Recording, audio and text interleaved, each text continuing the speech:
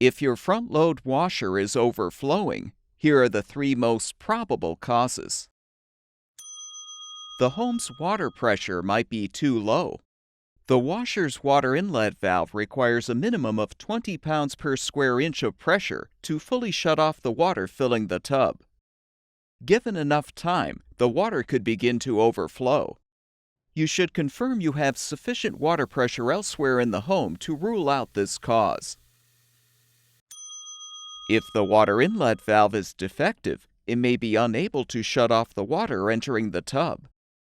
Try unplugging the appliance's power cord during the fill cycle. If the washer continues to fill with water without receiving power, the inlet valve is likely defective and will need to be replaced. The washer's pressure switch is designed to shut off the power to the inlet valve when the proper water level is reached. A faulty switch may allow more water than is needed to fill the tub. Before you replace the pressure switch, confirm that the air pressure tube attached to the switch is clear of debris and is not leaking.